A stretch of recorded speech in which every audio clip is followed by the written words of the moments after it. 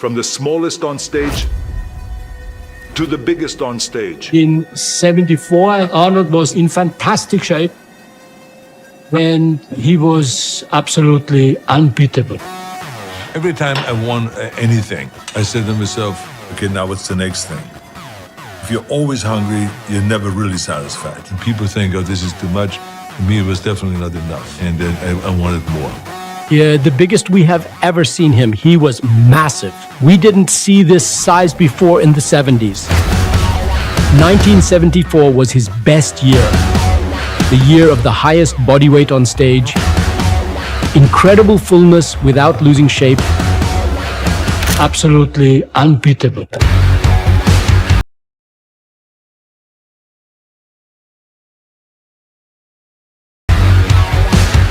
Even Lou admitted, Arnold looked bigger than I had ever seen him before. A beast. What we're doing here is we're showing the most perfect physique and who is the best in actually displaying that physique. Welcome to the 1974 Mr. Olympia.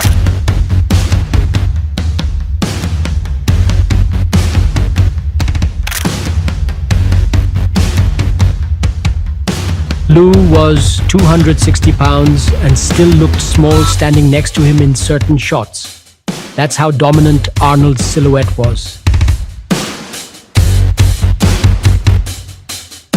Lou Ferrigno, who outweighed him, was shocked by Arnold's width and thickness.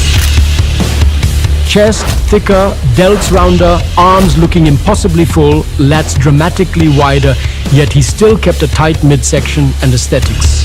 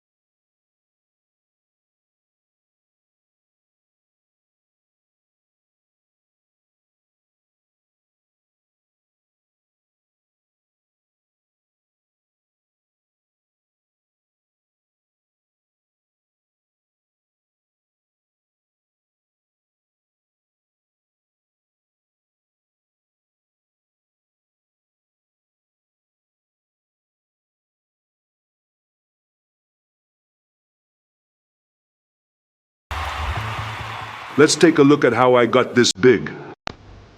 Well, I think the most important thing is that you eat the right way and that you get in the amount of protein that your body needs. And there's always, of course, a debate, how much protein does the body need? I always lived off the formula that for every pound of body weight, I want to get 1 gram of protein. The challenge, of course, is that how do you get this 250 grams into the body and have the body take it all in rather than just letting it go through. I felt like that for me, it worked best when I had 5 meals a day. There's some people that can work with 3 meals. For me, 5 meals was the answer. And the reason is because I never was a big eater. I always felt comfortable with a regular sized steak. If you give me a 10-ounce steak, even in my heyday, I was happy.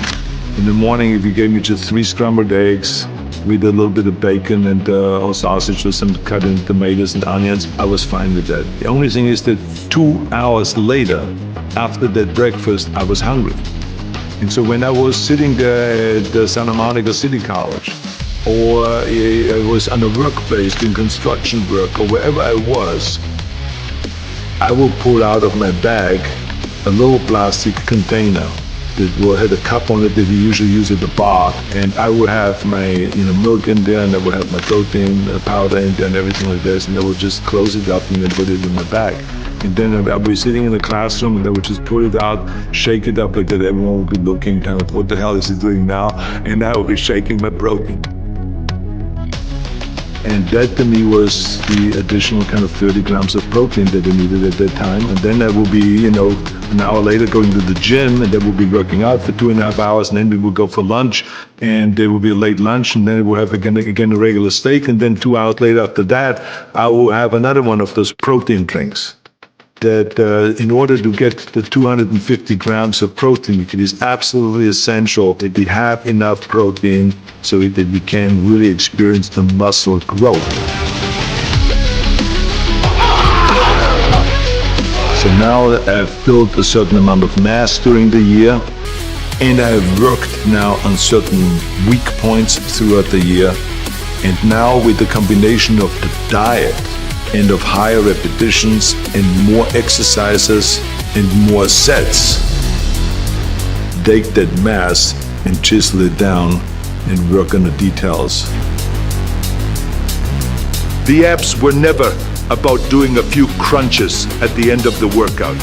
You can have the biggest chest in the world, but if the waist is thick, the illusion is gone. I trained abs almost every day, not because they were weak, but because they were important. When you get bigger, you must keep your waist small and your abs rock hard. Higher, then you move the bar higher. It would be good if I then would be the president, you know, after winning the Olympia contest this year again, you know, because obviously we all know that I'm the king of the bodybuilders. But all I can tell you is that when you're a person that has always a goal, it always has a mission, the less time that you have to think about how do I feel today. I feel sorry for myself. I don't have time for this crap.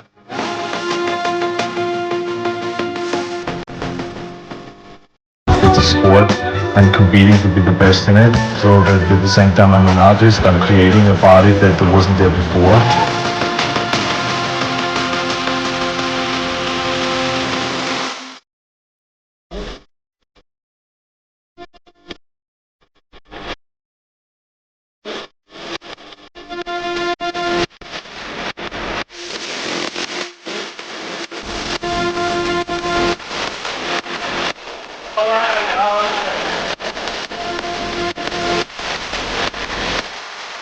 Bodybuilder looks at his body as a thing, and he wants to develop this thing, and that's what he's looking at, but never at himself.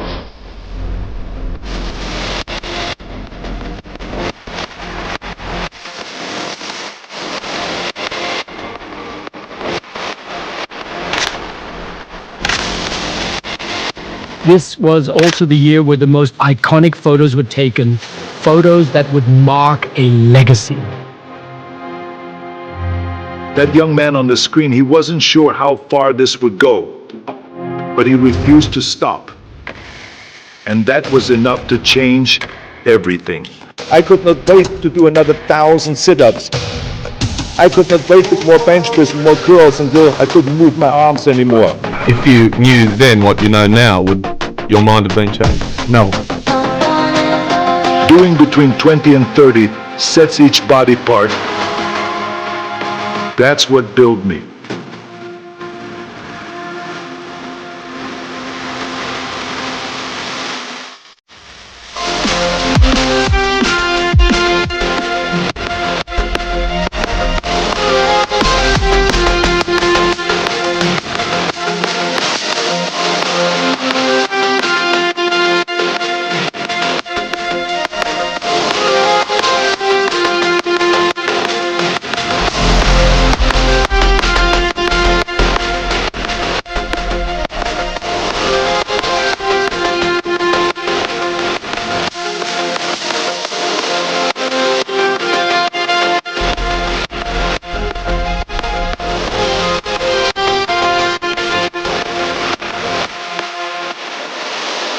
You know, anyone that is like with my way of thinking, you always shoot for the top.